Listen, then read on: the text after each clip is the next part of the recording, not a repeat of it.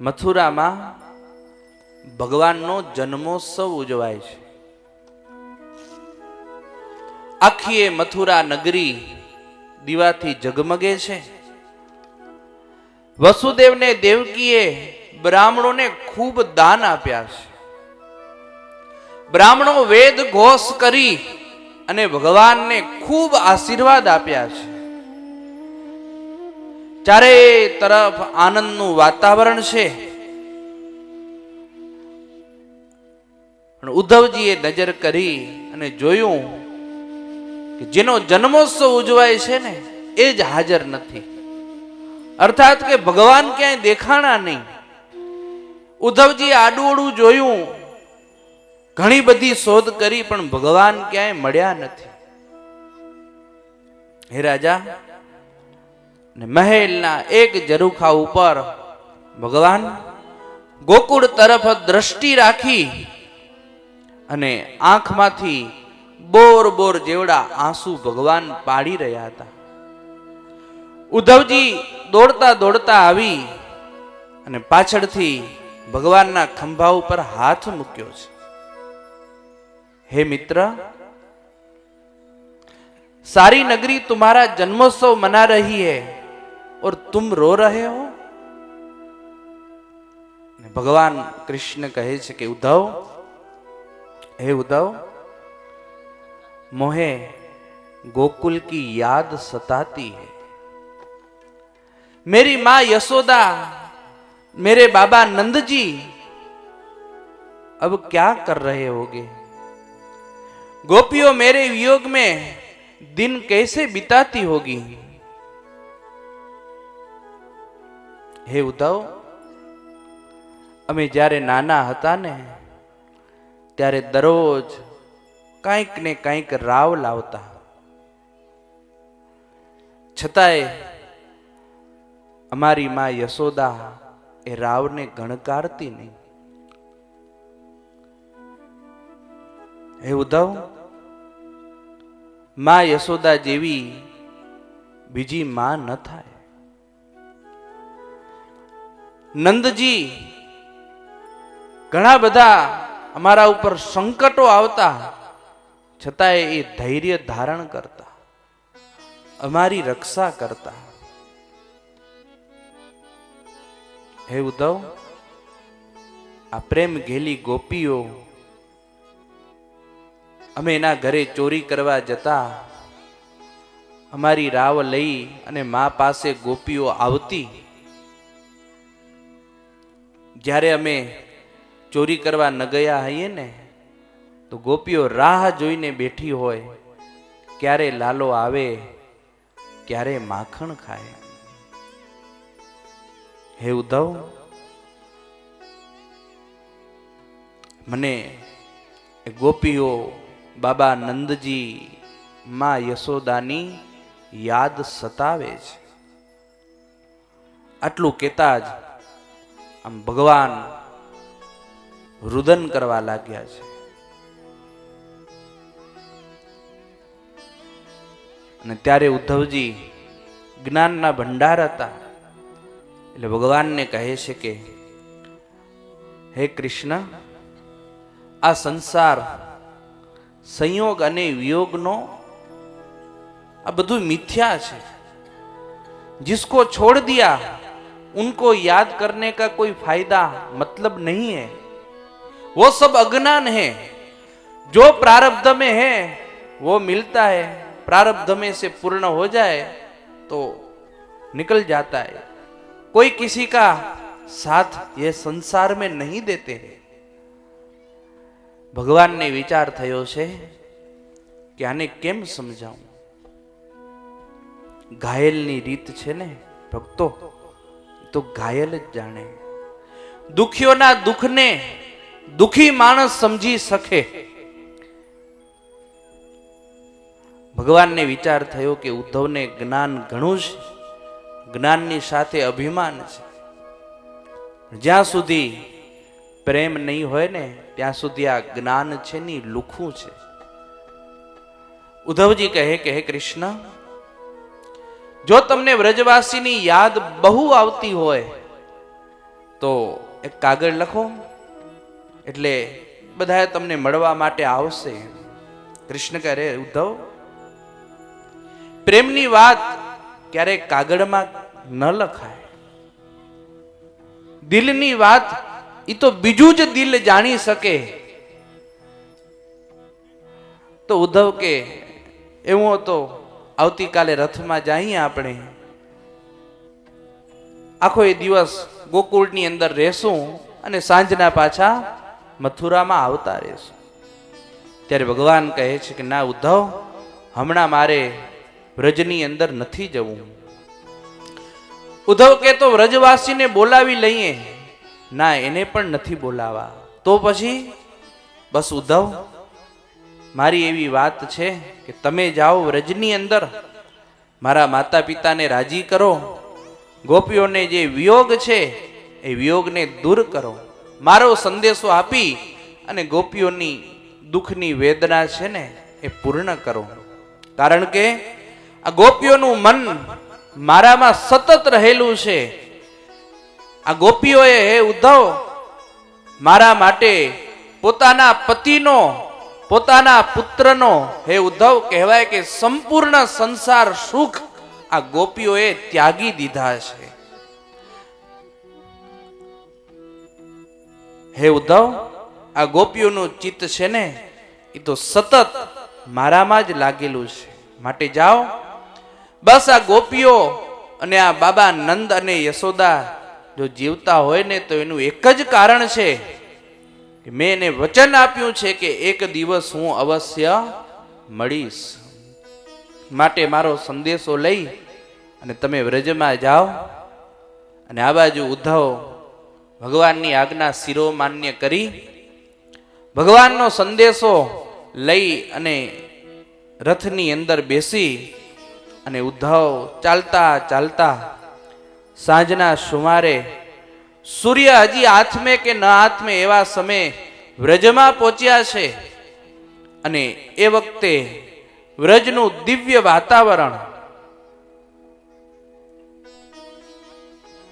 ગોપીઓ બધીએ ગાયો દોતી હતી, કોઈકને ઘરમાંથી આરતીનો શબ્દ થતો હતો, કોઈકના ઘરેથી ધૂનનો મધુર શબ્દ આવતો હતો. અને ઉદ્ધવજીએ વ્રજની અંદર પ્રવેશ કર્યો છે અને પૂછ્યું છે કે નંદજીનું ઘર કે બાજુ છે. અને તે વખતે એક ગોપીએ કહેલું છે કે નક્કી તમે મથુરાથી આવ્યા લાગો છો. ઉદ્ધવ કહે, કેમ? જો તમે અહીંના જ હો તો તમને નંદ બાબાના ઘરને પૂછવું પડે. પણ આ જુઓ, આ એક પાણીનો છેલ્લો આવી રહ્યો છે ને, એ છેલ્લાને કિનારે કિનારે તમે ચાલ્યા જાઓ. ત્યાં નંદજીનું ઘર આવી જશે. અને ઉદ્ધવ કિનારે કિનારે આવ્યા છે. ઉદ્ધવજી આવ્યા, નંદ બાબાને ખબર પડી છે. અને નંદ બાબા ઘરમાંથી બારે આવી તમાગતમ સમાગમ્ય કૃષ્ણસ્યાનુચરમ પ્રિયમ નંદ પ્રીતઃ પરિસ્વજ્ય વાસુદેવ ધિયાર્ચયત. નંદ બાબાએ તરત જ ભગવાનના પ્રિય મિત્ર અને ઉદ્ધવજી એમ જાણી અને આલિંગન કરી સ્વાગત કર્યું છે. આસન આપી નંદજીને બેસાડ્યા છે અને દૂધપાક વગેરે ભોજન કરાવી અને એક ગાય આપવાનો સંકલ્પ કર્યો છે. આતિથ્ય દેવો ભવ કહેવાય ને, સન્માન કર્યું છે. અને કહેલું છે કે હે ઉદ્ધવ, અમારો કનૈયો એ કેમ કરે છે? એની માને, એના સંબંધીને, આ મિત્રોને, ગોવાળોને, ગાયોને, આ વૃંદાવનને, આ ગોવર્ધન પર્વતને સંભાળે છે કે કેમ? ભગવાને જે જે લીલા કરી હતી, જે જે સુખ આપ્યા હતા ને, એ બધા સુખ કહેવા લાગ્યા છે. નંદજી કહે કે હે ઉદ્ધવ, આ કૃષ્ણના અમને ક્યારે દર્શન થશે? અમે આ કૃષ્ણને ક્યારે મળશું? ત્યાં તો માં યશોદાજી ચોધાર આંસુએ રડવા લાગીને કહેવા લાગી કે ઉદ્ધવ, આ એ જ ખાંડડિયો છે કે ખાંડડિયા સાથે મેં એ કૃષ્ણને બાંધ્યા હતા. અત્યારે મને બહુ દુઃખ થાય છે. મને ખબર નથી કે કૃષ્ણ આટલા મોટા છે, નહીતર હું એને ક્યારેય ન બાંધત. ઉદ્ધવ, આ સામે બેઠી ગાયો છે ને, એ ગાયો ભાંભરડા પાડતી થાકી જાય છે. દરરોજ અમારા ઉપર હાથ ફેરવનાર એ કૃષ્ણ ક્યારે આવશે? હે ઉદ્ધવ, આ બધી ગોકુળની ગલીઓ ચોબેર શાંત વાતાવરણ છવાઈ ગયું છે ને, એ કૃષ્ણ હતા ને ત્યારે આ બધી ગલીઓ ગુંજતી. હે ઉદ્ધવ, એ કૃષ્ણની શું વાત કરીએ? ખૂબ સુખ આપ્યા અને હવે અમારો ત્યાગ કરી અને કૃષ્ણ ચાલ્યા ગયા છે. મા બાપની આવી વાત સાંભળી અને ઉદ્ધવ કહે છે, તમે ખોટું ન લગાડો ને. એક વાત કહું, એ કૃષ્ણ એ તમારો પુત્ર નથી, એ તો જગતનો નાથ છે, ભગવાન છે. કણ કણની અંદર વ્યાપીને રહેલો છે. જેવી રીતે અગ્નિ લાકડાની અંદર રહેલો છે, એમ ભગવાન બધી જગ્યાએ છે. બસ એને તમે હૃદયની અંદર પ્રગટ કરો. એ કૃષ્ણ માટે કોણ માતા, કોણ પિતા, કોણ ભાર્યા, કોણ પુત્ર, એના માટે કોણ પારકો, કોણ પોતાનો, એ કાંઈ નથી. એ તો કણ કણની અંદર વ્યાપક છે. બસ તમે એને યાદ કરો એટલે તમારી આગળ એ પ્રગટ થઈ જશે. હે નંદજી, કોઈ એવી જગતની સત્તા નથી કે જ્યાં કૃષ્ણ ન હોય. ઉદ્ધવ કહે છે કે હે નંદજી, તમને આટલો બધો ભગવાનની અંદર પ્રેમ છે ને, એટલે હવે તમારે કંઈ કરવું રહ્યું જ નથી. બસ હવે કૃષ્ણનું અખંડ સ્મરણ કર્યા કરો. તમે ભગવાનની સમીપે જ છો. એ કૃષ્ણ તો આ જગતનું કલ્યાણ કરવા માટે પ્રગટ થયા છે, સાક્ષાત નારાયણ છે. બસ તમે એની સેવા કરી છે. તમને આટલો એ કૃષ્ણની અંદર પ્રેમ છે તો તમારા જેવો ભાગ્યશાળી આ દુનિયામાં કોઈ નથી. માટે એની ભક્તિ કર્યા કરો, એ કૃષ્ણને યાદ કરો. અવશ્ય એ કૃષ્ણ તમને મળશે. આમ વાર્તાલાપ કરતા કરતા આખી રાત પસાર થઈ ગઈ. સવારના કુકડાઓ બોલવા લાગ્યા. ઉદ્ધવજી યમુનાના કિનારે આહનિક વિધિ કરવા ગયા છે અને આ બાજુ ગોપીઓ સવારના જાગી દધી મંથન કરવા લાગી, કૃષ્ણના ગીતો ગાવા લાગી છે. અને એમાં સૂર્યનારાયણ દેવ ઉદય થયા છે અને થોડો થોડો પ્રકાશ થયો. નંદજીના આંગણે ઉભેલો રથ, આ રથ જોઈ અને ગોપીઓ તર્ક વિતર્ક કરવા લાગી કે ખરેખર કોણ હશે? પેલો અક્રૂર જ આવ્યો છે ને? ત્યારે ગોપી કહે છે, અક્રૂર હવે શું કરવા આવશે? અરે કંઈક અધૂરું રહી ગયું હશે. પોતાના સ્વામી કંસ એનું શ્રાદ્ધ કરવા માટે, કદાચ ને આપણું માંસ લેવા માટે એ કૃષ્ણએ રથ મોકલ્યો હશે. ગોપીઓ બધી વીટો વરી નંદજીના ઘરે આવી છે. ઉદ્ધવજીને જોતા જ ગોપીઓ ઉદ્ધવજીને ચારે બાજુ વીટાઈ ગઈ. ગોપીઓ કહે છે, તમે કોણ છો? અને ઉદ્ધવ કહે છે, એ કૃષ્ણનો સંદેશો લાવનાર ઉદ્ધવ છું. જ્યાં આટલું કીધું ને, કૃષ્ણનો સંદેશો આટલું સાંભળતા જ ગોપીઓ ઉદ્ધવને વાલ કરવા લાગી છે. ગોપીઓ કહે કે ઉદ્ધવ, એ કૃષ્ણ ક્યારેક અમને યાદ કરે છે? એને માટે અમે ઝૂરી ઝૂરીને મરીએ છીએ, પણ અમને એવું લાગે છે કે એ અમને યાદ નહીં કરતો હોય. અરે ઉદ્ધવ, એ કૃષ્ણએ અમારો કેવો ત્યાગ કર્યો છે. જેવી રીતે વેશ્યાઓ નિર્ધન પતિને છોડી દે, પ્રજા આસક્ત રાજાને છોડી દે. જો રાજા આસક્ત હોય ને તો પ્રજા રાજાને છોડી દે. વિદ્યા ભણી લીધા પછી શિષ્યો આચાર્યને છોડી દે. ઋત્વિજો દક્ષિણા લીધા પછી યજમાનને છોડી દે. જે ઝાડમાં ફળ ફૂલ ન થાય એ ઝાડને પક્ષીઓ છોડી દે. ભમરાઓ રસ ચૂસીને ફૂલનો ત્યાગ કરે. એવી રીતે હે ઉદ્ધવ, એ કૃષ્ણએ અમને છોડ્યા છે. અને જ્યાં આટલી વાત કીધી અને ઉદ્ધવ બોલવા જાય કે ન જાય, ત્યાં તો ગોપીઓ નિર્લજ્જ થઈ ઊંચે સાદે પોંક મૂકી અને રડવા લાગી છે. અને ગોપીઓનું આટલું રુદન જોઈ અને ઉદ્ધવનું હૈયું પણ ભરાઈ ગયું. અને વિચાર થયો છે કે અરે, આ ગોપીઓને કેટલો પ્રેમ છે. ત્યારે ઉદ્ધવ કહે છે કે હે ગોપીઓ,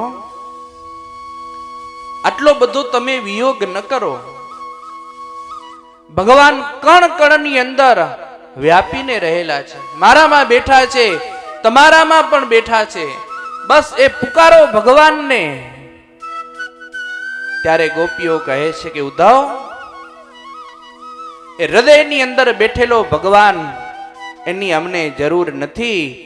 અમારે તો અમારી સામે ખેલતો કૂદતો ભગવાન હોય ને, એની જરૂર છે. અને ગોપીઓ ઉદ્ધવનો હાથ પકડી અને કહે છે કે હે ઉદ્ધવ, એ કૃષ્ણને જો અમને આમ જ રીબાવીને મારવા હત ને, તો પહેલેથી મારી નાખવાતા. આટલું સુખ આપી અને હવે કેમ માર્યા? હે ઉદ્ધવ, આ એ જ જગ્યા છે કે આ જગ્યાએ અઘાસુરનો નાશ કરી અને ગોપ બાળકોની રક્ષા કરી હતી. હે ઉદ્ધવ, આ એ જ યમુનાનો કિનારો છે કે જ્યાં બકાસુરનો નાશ કર્યો હતો. હે ઉદ્ધવ, આ એ જ યમુનાનો ધરો છે કે જ્યાં એ કૃષ્ણએ અમારા ચીર હરણ કર્યા હતા. હે ઉદ્ધવ, આ એ જ માર્ગ છે કે અમે પાણી ભરીને જાતી હતી ને, ત્યારે એ કૃષ્ણએ મટકી ફોડી હતી. અરે ઉદ્ધવ, ચાલો, આ એ જ વનની જગ્યા છે કે કૃષ્ણએ અમારી સાથે રાસ ક્રીડા કરી હતી. હે ઉદ્ધવ, કેટલી જગ્યા તને બતાવી, કેટલું એ સુખ એ કૃષ્ણએ આપ્યું. અને અચાનક જેમ કોઈક પુરુષ હોય અને એના હાથની અંદર હીરો આવી ગયો હોય અને અચાનક એ હીરો ખોવાઈ જાય તો એ પુરુષને કેટલું દુઃખ થાય. એમ હે ઉદ્ધવ, એ કૃષ્ણએ અમને આવા દુખિયારા મૂકી ને પોતે ચાલ્યા ગયા છે. અને આવી પ્રેમરૂપી ભક્તિ, આવું ગોપીઓને ભગવાનની અંદર પ્રેમ જોઈ અને ઉદ્ધવ કહે છે હે ગોપીઓ, તો તમે ચાલો, મથુરા લઈ જાઉં. ત્યારે ગોપીઓ કહે છે કે ઉદ્ધવ, અમે આજ માટીની અંદર જન્મી છીએ અને આજ માટીની અંદર અમે મરશું. બસ આ દેહની અંદર પ્રાણ રહે એવું નથી. પણ ઉદ્ધવ, એક વાર મળવાનું વચન આપ્યું છે ને, એટલે આ દેહની અંદર પ્રાણ ટકેલા છે. નહીતર તો વેલાએ અમે મરી ગયા. ઉદ્ધવ, આ બાબા નંદ અને માં યશોદા, આ પાણીનો છેલ્લો આવે છે ને, એ બાબા નંદ અને યશોદાના આંખના આંસુ છે. ઉદ્ધવ, કેટલાય દિવસ થઈ ગયા, બાબાએ અને માએ ક્યારેય પેટ ભરીને ખાધું નથી. ઉદ્ધવ, એ કૃષ્ણને જરા પણ દયા નથી અમારા ઉપર? આટલું જ કહેતા ગોપીઓ ચોધાર આંસુએ રુદન કરે છે. અને ગોપીઓ ઉદ્ધવને કહે છે કે ઉદ્ધવ, હવે તો આ કાયાની અંદર પ્રાણ છે કૃષ્ણની આશાએ જ ટકેલા છે. ઓ કૃષ્ણ કૃષ્ણ કહેતા યુધ, કૃષ્ણ કૃષ્ણ કહેતા યુધ, પ્રાણ અમારા જાય રે, પ્રાણ અમારા જાય રે. કૃષ્ણ કૃષ્ણ કહેતા યુધ, કૃષ્ણ કૃષ્ણ કહેતા યુધ, પ્રાણ અમારા જાય રે. મરતા સુધી નામા કૃષ્ણ, મરતા સુધી નામા કૃષ્ણનું ભૂલ્યું ન ભૂલાય રે, ભૂલ્યું ન ભૂલાય રે.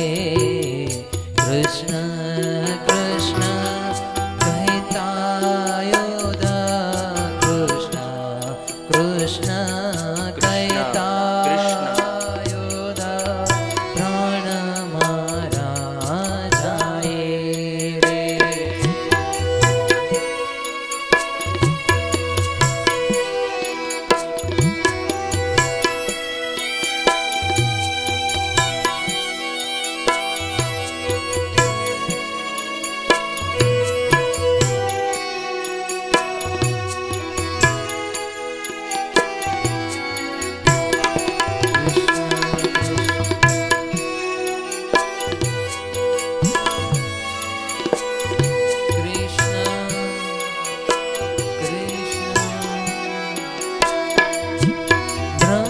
બ્રહ્મલોક કે વૈકુંઠ લોક, બ્રહ્મલોક કે વૈકુંઠ લોક, સ્વર્ગ લોક નહીં ગુમવતા રે, સ્વર્ગ લોક ગમતા રે.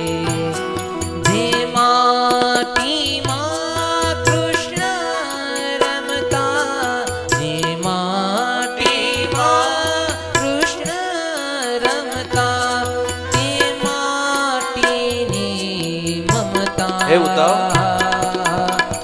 અમારા માટે તો બ્રહ્મલોક વૈકુંઠ કે સ્વર્ગ છે ને, એ પણ ઝેર જેવા થઈ ગયા છે. કારણ કે આ કૃષ્ણની રમણ ભૂમિ છે ને, આ કૃષ્ણની માટી છે ને, એ માટી સાથે અમારો જીવ જડાયેલો છે. ઉદ્ધવ, હવે તો અમને વૈકુંઠના સુખ પણ દુઃખ રૂપ લાગે છે. બ્રહ્મલોકના સુખ એને પણ અમે ઈચ્છતી નથી. બસ આ માટીની સાથે અમારી મમતા લાગી ગઈ છે. હવે તો મન એવું જ ઈચ્છે છે કે ઉદ્ધવ, આ માટીની અંદર જન્મ લીધો ને, તો આ માટીની અંદર જ આ દેહનો ત્યાગ કરવો છે. કારણ કે આ માટી જ એવી પવિત્ર છે કે આ માટીએ અમને કૃષ્ણનો ભેટો કરાવ્યો છે. કૃષ્ણ વ્રજની રજમાં કાયા વિરામે, વ્રજની કાયા વિરામે, એ ઈચ્છા મન માઈ રે, એ ઈચ્છા મન માઈ રે. જડના જીવડા જડમાં જન્મે,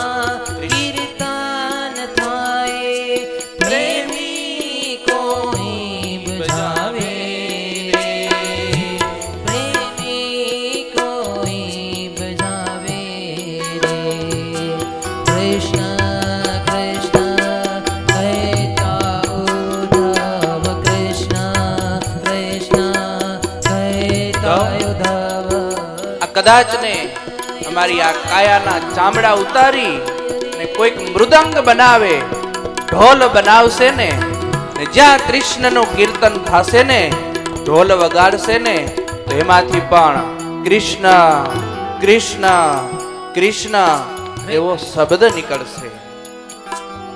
મૃતક ચામડું જવાબ આપી કરશે પોકાર રે, કૃષ્ણ કૃષ્ણ ન કહે તેને ધિક ધિક ધિક ધિકાર રે. કેટલો પ્રેમ હશે ભક્તો. કંઈક કથા આપણે એવું સૂચવે છે, ગોપીઓ પણ આપણી જેમ સંસારની અંદર રહેતી હતી, પણ એના મનને ભગવાનની સાથે બાંધી રાખી.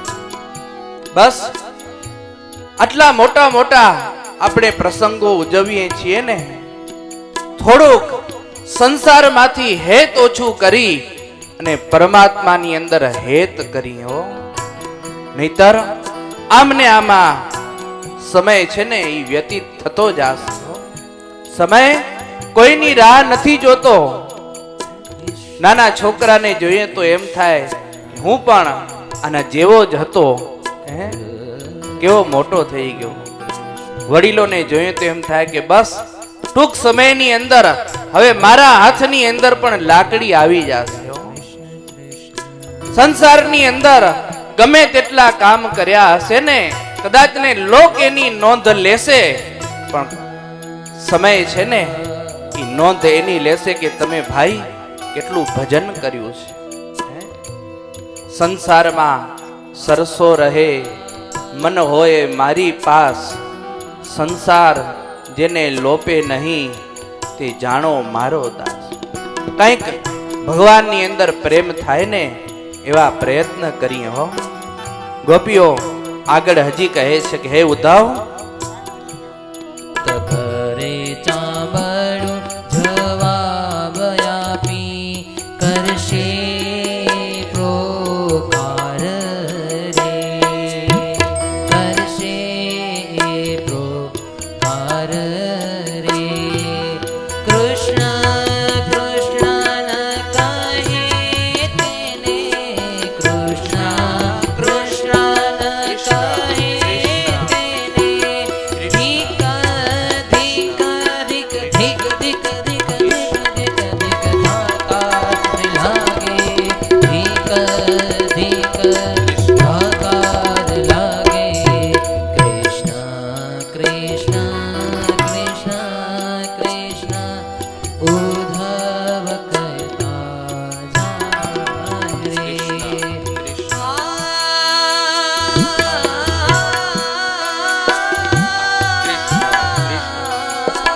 કૃષ્ણ સતત ગોપીઓને રાત દિવસ કૃષ્ણનું આવું ચિંતવન.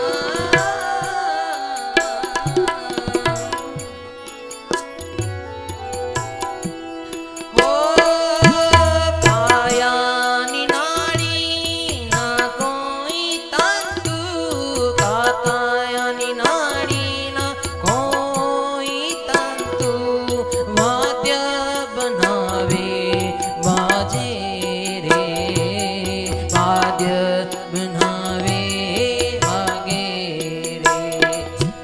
કૃષ્ણ તું હી બસ, કૃષ્ણ તું હી, કૃષ્ણ તું હી બસ, કૃષ્ણ તું હી. સુંદર નાદ ગજાવે રે, કાયાની નાડીના સુંદર નાદ તંતુ વાદ્ય બનાવી વગાડશે ને, તો એમાંથી પણ કૃષ્ણ કૃષ્ણ આવો શબ્દ નીકળશે. ને આટલો બધો ગોપીઓને ભગવાનમાં પ્રેમ જોઈ અને ઉદ્ધવના શબ્દમાં મુખમાંથી શબ્દો સરી પડ્યા. આશા મહો ચરણ રેણુ જુસા મહમ શ્યામ, વૃંદાવને કિમપી ગુલમલ તૌસીધિનામ, યા દુસ્ત્યજમ સ્વજના જનમાર્ય પથમ ચ હિત્વા, ભેજુર મુકુંદ પદવીમ શ્રુતિ ભીરવી મૃગ્યા. અરે આ ગોપીઓને આટલો બધો પ્રેમ છે ને, એ પ્રેમની શું વાત કરવી. આ ગોપીઓને ત્યાગ કરવાને અશક્ય એવા પોતાના સંબંધી અને ધર્મ માર્ગનો ત્યાગ કરી શ્રુતિઓ પણ જેને શોધે છે એવી આ ગોપીઓ પરમ પદવીને પામી છે.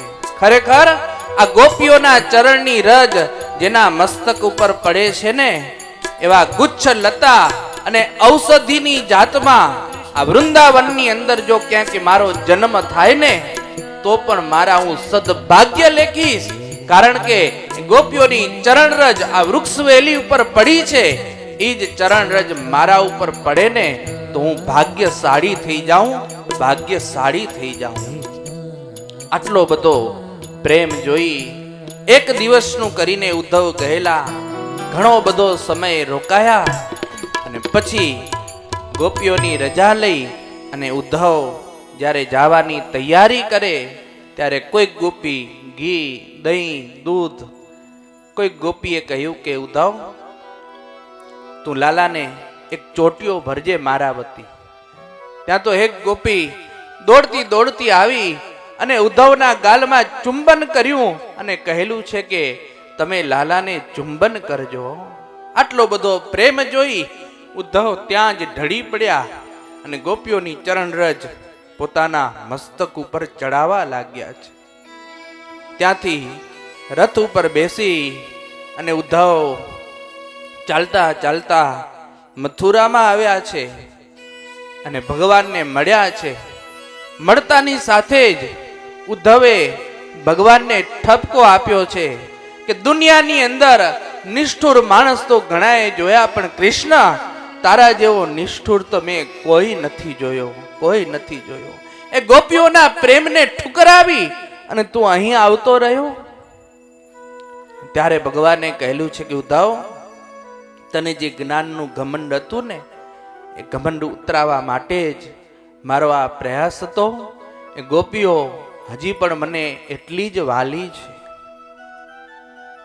ઉદ્ધવને જ્ઞાનનું અભિમાન ગળ્યું, ભક્તિથી હૃદય ભરાયું છે અને પછી ભગવાન ઉદ્ધવને સાથે લઈ કુબજાના ઘરે ગયા છે, એના મનોરથ પૂર્ણ કર્યા છે. આ બાજુ